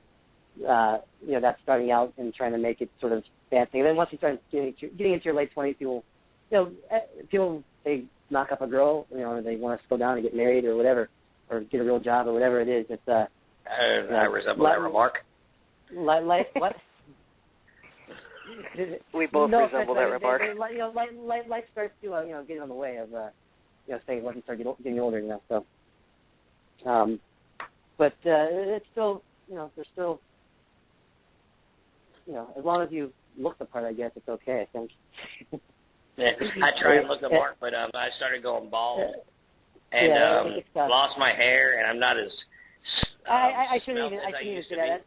That's kind of a shallow thing to say. That's not even the best way. I think it's more your mental, your mental perspective and where you're at. Well, I'm short and fat and I have no hair anymore, so that pretty much takes the music aspect of me playing out of the equation. That's why I joined radio, because they can't see me. But and to large part of that, and I said that only because, actually, when I first started joining bands in LA, I actually came out here, and I had long hair before, but when I came out here, I had short hair, and you'd be surprised how many bands they loved my guitar playing, but they didn't want me a part of the band because my hair wasn't long enough. That was exactly. It's all image and everything too. I mean, back in the day, my hair was down to my ass, and I had blonde hair. I was beautiful back in the day. I don't know what the hell happened. I got old, but anyway. Yeah, it's just like, but at the same time, it's if you the next band. Go ahead. You can still be a newbie on the scene, be a little bit older if you bring something new to the table and you bring a lot of energy and charisma to the stage. Yeah. Exactly. Yeah, I can put on one of those Hawaiian shirts and play in a Jimmy Buffett band, at a club right there next to the beach. People love that stuff. I'm just kidding. And I do love that music. Don't get me wrong here, but I'd much rather be on stage playing some real music. I went to a Jimmy Buffett concert a few years ago at the Verizon Amphitheater down in Irvine, and you wouldn't believe how many young girls were there to see Jimmy Buffett. Oh, absolutely. He's still huge, man. I mean, music has no age or tolerance. Good music does. Right. Yeah, it's not so much. It's not so much the club owners that, the club owners on the strip or whatever that are going to frown at a 40-year-old or whatever. No. It's the record companies. I think as far as being a pop star, age would certainly come into play. Yeah, for sure. But even for metal bands, I mean, if you're doing something more or less mainstream metal-wise, I don't think it's such a big deal. Yeah. I agree with you there, man. I've watched too many times on VH1 and everything. You get Journey or somebody on stage, and they look like they're about to die, but they're still killing it when it comes to playing their instruments. You got a guy that looks like he's 70 years old killing the drums. I'm like, can you really do that? Is there something there? And you get that little Asian guy singing that sounds just like Barry. And I'm like, are you kidding me? That guy totally blows my mind. I'm telling you right now. That kid's ridiculous. But, yeah, I mean, you take some – and my uncle's the same way, He was older when I was a kid, I thought, He was in his late 50s, and I sat there and I got to play with him. I threw a little gorilla amp on top of his grand piano, and we played together, and he was just killing it. And that's one of the greatest moments of my life right there. It's the first time I'd ever played with a established musician. I mean, someone who had a little behind his name. And we sat there and we played for 4 or 5 hours. And at that time, I said I was 18 years old, or 17, about to turn 18, and I was still a newborn when it came to playing bass. Right. But he played along with me and just let me do what I was doing, and he was just, that moment right there totally changed my life right there. On top with meeting that guy, Joe DiBartolo, at the Grove School of Music, I mean, knew that this is where I wanted to be right here. Mm-hmm. Yeah. And, you know, playing music at that point. And as I said, now, you know what, I don't regret where I'm at now with my family and my life and everything and slowing down my music. But right. It's still 100% in my heart, and that's why I do what I do now, was you talking with you on the radio and, you know, watching bands and like these kids that I was telling you about and watching them grow. That's what it's all about right there. It's the only form of communication that the whole world knows is music. Mm-hmm. You can go to Africa, you can go to China, you can go to Europe or America, and music's music. A 4/4 beat is a 4/4 beat, regardless of where you're from or where you go. Well, that's right. If you think you can look at like how many rock band, like hard rock bands, especially the lesser known ones, that the ones that were never famous, but like so many of them have, you know, reputations, and they can go to South America and play, or go to Japan, go to Italy, and they can be big, they can be like rock stars there, you know. And I don't know if the people understand what they're saying, the lyric-wise or anything, but they like the melodies and the music of it, you know, that people like, you know. So. And that's what it's all about right there, because it's emotion right there. Music is emotion, and that's all it is right there. I mean, you take a guitar riff, and you have an idea in your heart of what you want to portray, and one person might understand what you're portraying, but another person will hear that song, and it'll be to what their emotions are right there. And it is unbelievable how wide open it is, and, you know, how soulful and actually comforting to some people. I mean, it's amazing how, you know, you hear old stories of like Ozzy, you know, made me want to go kill some people. Oh, because it's Satan. You know, music has saved more people than it's ever disrupted in a bad way, man. I mean, it's unbelievable. Agreed. When I mean, are you at any point, like in the near future, thinking about maybe hooking up with a small tour or something?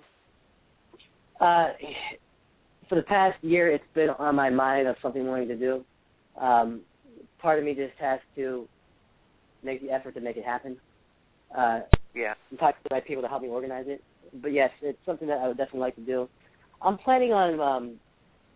I've been working on some just straight up like hard rock acoustic things that I could take on the road myself, and I might do that at some point because it's just for the sake of being less expensive than bringing a full band on. Plus, I think it'd be a fun challenge to do as well. So that might be a realistic thing I do in the near future. If I find the right guys, or if I can find a way to make it happen, I would definitely do a tour for sure.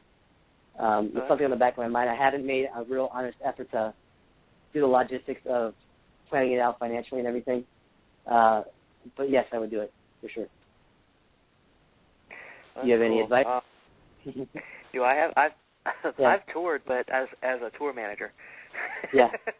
That's what I mean. I know a lot of people organize the thought process of, and just, you know, plan a strategy to make it happen and make it successful. I could help you out. I mean, I've done a lot of small time promotional stuff. Plus, I have the experience of being a tour manager. I mean, I'm willing to, to throw some ideas your way at some point, and I'm not going to charge you. And I'm also willing to be a part of the whole thing too, man. I mean, if it comes down to it, you come to my town, I'll guarantee you 2 or 3 clubs in this area that will put you up there, and I'll play bass for you while you're here. That's what I need, man. That would be awesome. That would be totally cool. And we should talk after the show. I'm trying to make something like that. Happen eventually here. I'm totally down to do that. My, you guys are in North Carolina. You're in Nashville, right? I'm in Jackson, Tennessee, which is halfway in between Nashville and Memphis. Okay, I'm gotcha. 2 hours from Nashville and an hour and a half from Memphis. But I have the greatest rock club. It's the greatest small rock club in Jackson, Tennessee. I've seen a lot of really, really cool bands. They got a great stage, great area, just a jam right there, and have a good time, man. That would be fantastic. And then, like, my sister lives in Charleston, South Carolina, and I go there and visit every once in a while. So, like, I don't think that how long like I was always thinking about doing some sort of like a East Coast tour and like using like between Pittsburgh and Charleston, something like that, trying to plan something out. As far as Pittsburgh and Charleston is probably on top of that about 10 hours, about a 10-hour drive from Pittsburgh. That's 10 hours for sure. I'm going to tell you right now, I've got an extra bedroom. You come stay with me and come hang out. I'll show you this club, and we'll see what we can do right there. I know a lot of guitar players. Actually, I know the lead singer to, God bless America. Lord, my brain just stopped working. Anyway, it'll come to me in a minute. I know a lot of guys there. They do guitar work. They do drum work. We have an open mic night that's phenomenal with these musicians. I mean, well, that'd be fantastic. I'd be totally open to putting something together. See, sometimes it's just benefits to simply ask people for help, and that's what you get. Okay. What were you asking me about the East Coast? Because I thought I you were was just saying I've been like brainstorming in my head, just doing some sort of an East Coast tour between where I'm from and then going down to like where my sister is based out of and surrounding areas. But I hadn't really. Go ahead. There's a really good music scene in Charleston. There's an even better one in Myrtle Beach. There's not to mention if you want to go a little bit further south than Charleston, Savannah, Georgia. There's an awesome music scene there. Cool. Then up in North Carolina. I mean, North Carolina, it's hit or miss. There's not really any place with any real scenes, with the exception of maybe Raleigh, Charlotte. Well, Charlotte's really far inland though. It's nowhere near the coast. Here where I am at Fayetteville, I mean, there's a decent little scene here. I mean, we have Fort Bragg, which has the 82nd Airborne Division here. So anywhere you have a major military presence like that, there's going to be bands playing everywhere, and there is here. Virginia. Very cool. Yeah. Well, we should talk at another date and time and make it happen. I need to something I've been on my mind for a long time, and I just need to put the effort and just do it. Well, I'm going to go ahead and get some information from Will, and I will give you a call here, and we'll get things rolling, man. If I can find something here for you, I guarantee I'll set you up right there. Cool, man. Thank you. First of all, I just want to say, I mean, we've got about 15 minutes left in this show, but I want to say thank you, first of all, for being on our show tonight. I appreciate you being here. I appreciate your genius in what you do and your experience, and I like your music. I think, I really think that it's important for people to hear what you're doing right there. Once again, please shout out how to get your album. Yeah, the first source, I'll take you the links to buy it. It's www.sestric.com. It's SESTRIC.com. You can also go to cdbaby/Sestric. You can search it on iTunes. It's also on Amazon if you want to go there. Just search for my last name, Sestric. You'll find it. Something about the snake, you can type that in the internet. You'll pull up buy links as well. Well, Chris, man, we appreciate you being on the show, man. It's nice to have somebody that's on the front lines right there who's in L.A. right there, really, fighting the fight right there. We talk to people from all over the country. As I said earlier, it's a little easier for them right now, where they can throw shit on YouTube and do what you're doing. But you're actually right there, on where the front lines came from. And, you with a degree in music and all that, it's nice to hear. And for, the people who are listening to hear what we're talking about right there, so they know that, it's not an empty dream, you can go out to LA and you can make a living, you can do what you're doing and love what you do. Right. Yeah, best of luck to everybody trying to do it. That's right. You know what? I want to go ahead and wrap it. I don't want a chance, doing overtime on this tonight because of how the thing's been acting up. So we've got a few more minutes. Okay, I got one last thing to say. Okay, one last thing to say. You ready? I just found out something today. I'm pregnant. April Fool's. Anyway. I just had to throw it out there anyway. Eric, cool. Thanks so much for having me on. Chris, man, it's been a pleasure, man. I'll get in touch. And I look forward to talking to you. Cool. And I'll get in touch with you in the next. I'll get in touch with you in the next day or two.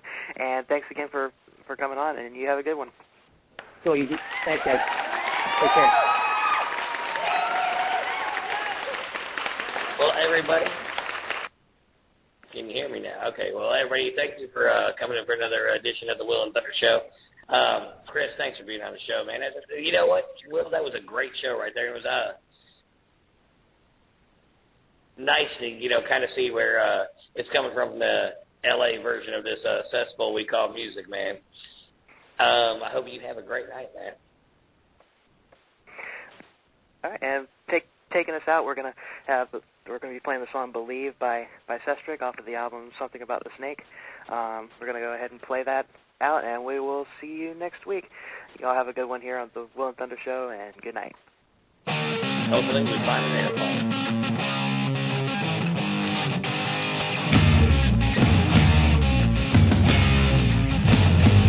You can believe what you want to believe, but don't you try to force your story to me. 'Cause I might be blind, but don't you think that you can see any better than me? Back up, man, you need to understand I've done what I can to be who I am, and it may not be how you like it to be. I let you be you, can you let me be me?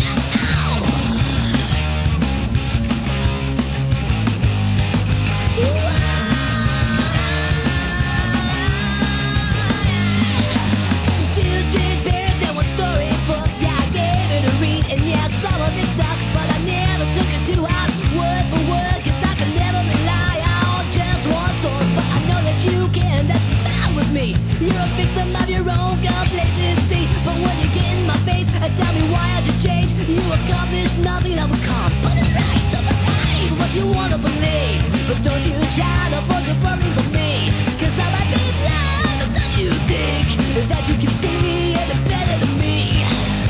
Think one moment, can you really relate to a situation 6,000 miles away? Now maybe you can, or maybe you can't when you see the world through a camera, man. You read 3 newspapers, watch 5 news stations, surf a dozen websites to get your information. Now maybe that's enough, or maybe it's not. I got your same sources and it's not all lies. So believe what you want to believe, but don't you try to force your belief on me, 'cause I might be blind, but don't you think that you can see any better than me? 'Cause I know you could.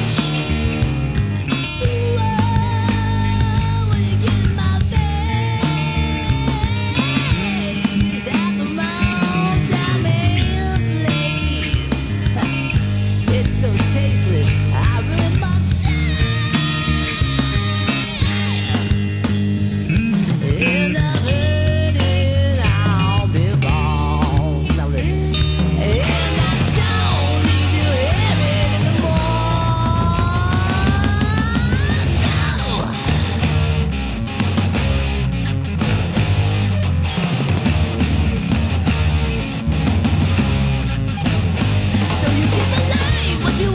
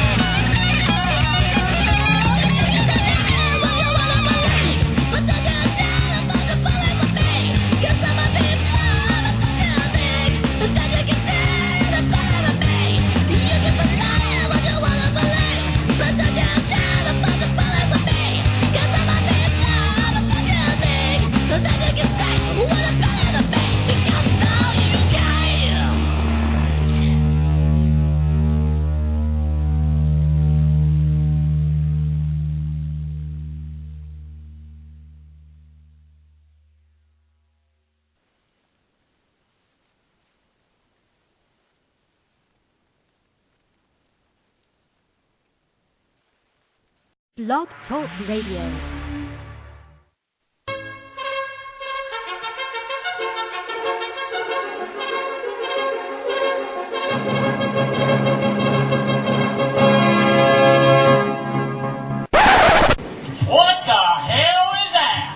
I'm sorry.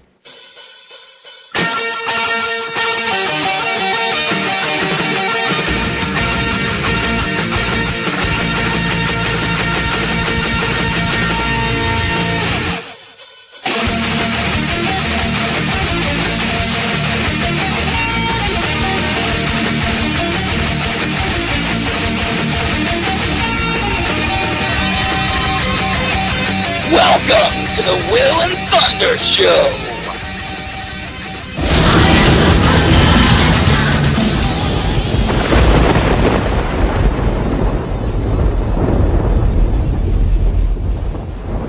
Well, welcome back to another wonderful edition of the Will and Thunder Show. I am Kevin Thunder. Welcome in, guys. Here with me somewhere around here would be William Telltale. Where you at there, buddy? I'm here stuffing my face full of tater tots. That's lovely. I'm almost done. I'll wait till we take our break before I finish them. How's that? Well, you know what? Okay, but that's fine. Not quite the intro I was expecting there, Potato Boy, but anyway. Welcome in, guys. I hope, there you go, the Spud Stud over there. Spud Stud. But, so how's your week, man? How's things going for you? Same as usual. Another day, another something or other. Another day, another headache. There we go. Well, there you go, man. Well, I'm glad that you're living your life and I'm not, because, you know, I get headaches once in a while, but not every day. Good Lord. Anyway, well, guys, anybody who's out there and everything, welcome in. Glad to have you guys back with us. This part of the show is what we call the shenanigans section of the show. This is where Will and I just kind of shoot the shit, get things rolling here, throw a little BS out there, and hopefully you guys enjoy it. If you want to be a part of this segment right here, just go ahead and call in. Will, why don't you throw that number out there? It's 646-716-6135. The chat room's also open, and so is the Facebook page and all that stuff. But right now, here we go, the shenanigans segment. Our shenanigans are cheeky and fun. Yeah, I mean, his shenanigans are cruel and tragic, which makes them not shenanigans at all, really. I swear to God, I'll pistol whip the next guy that says shenanigans. Shenanigans! Shenanigans! Are you little...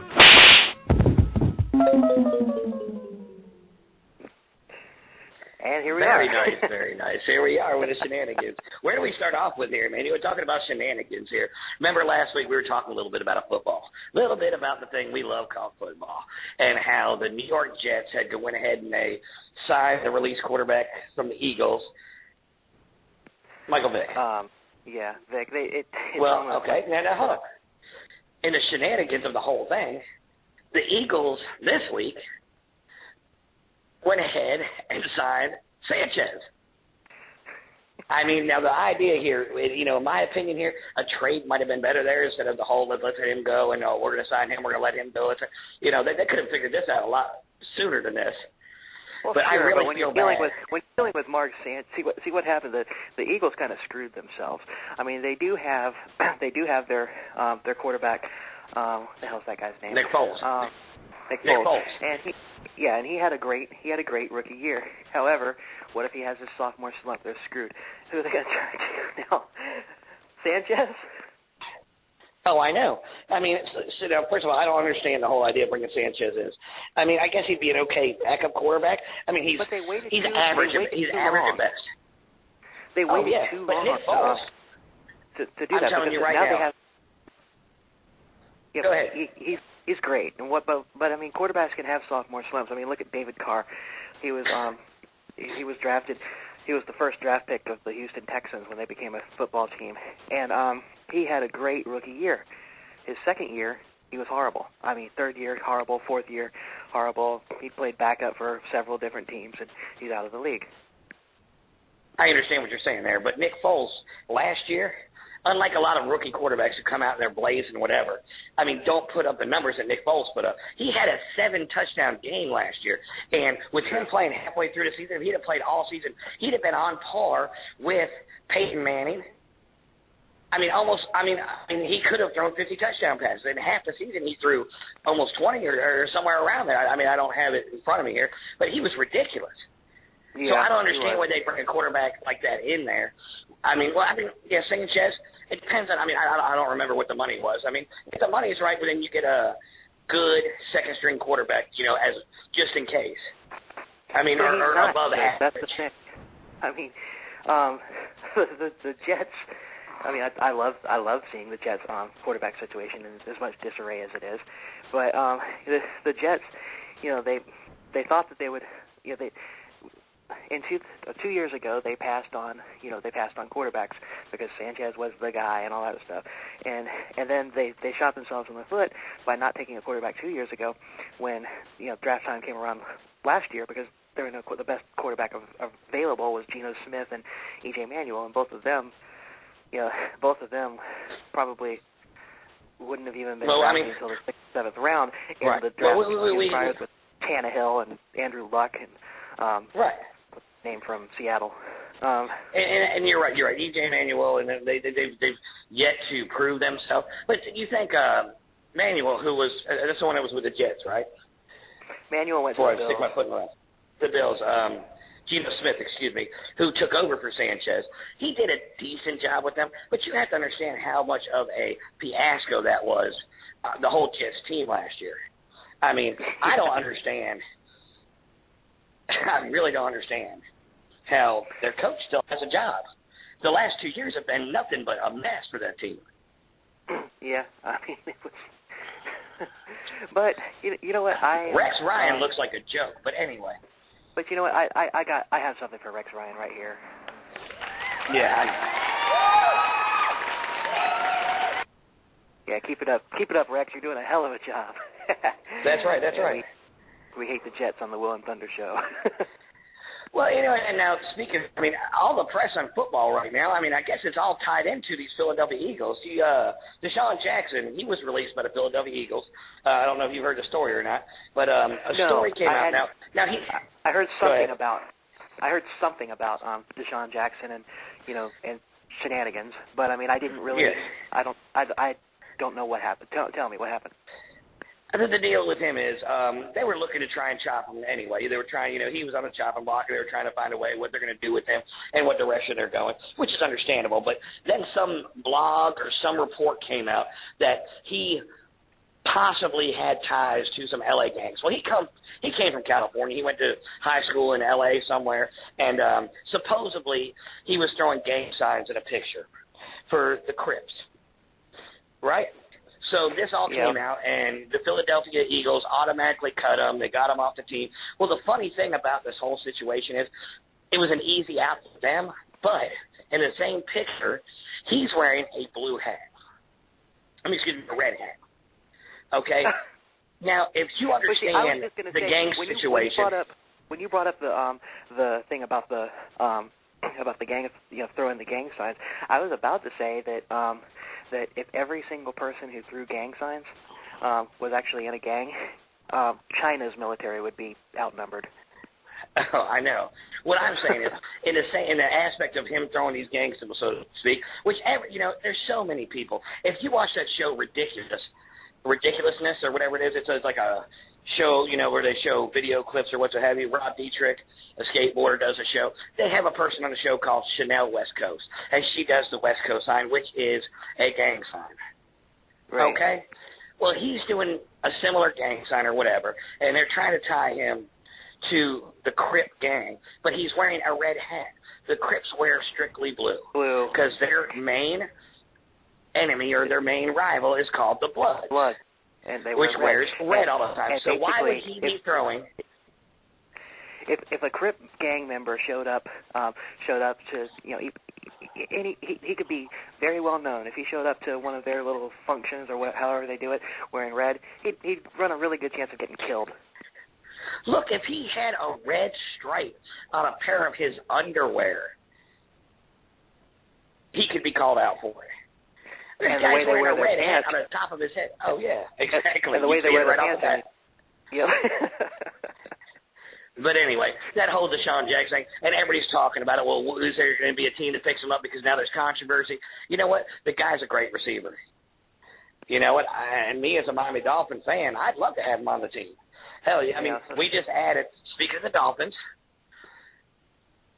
the name lives on. Starting next year, the name lives on. A little different spelling, maybe a little slightly different pronunciation, but there will be another Moreno in a Dolphins jersey.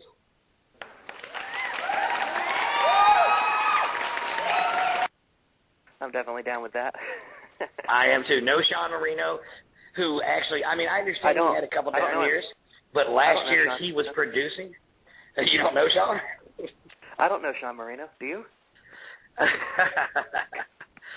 But you know what? Look, man, this is going to be great for us. I mean, we already have two backs there. I'm sure one of these two backs are going to leave, and it'll go take a little camp time to see which is going to be the best to fill in the 1-2 punch with no Sean. But I really think this is a big step for the Dolphins. I really think it'll help out Tannenhill to get out to these receivers that we have. So, I mean, well, it's a plus. That and offensive line. Exactly. Yeah. Well, let's not. Well, the good thing with having, well, I know we're going to get off football here in just a second. But you know what? The one good thing with having a 1-2 punch in the back and having a couple good receivers, your offensive line doesn't have to be as strong. Well, it has to be strong, don't get me wrong here. But, I mean, it just gives you time to. Go ahead.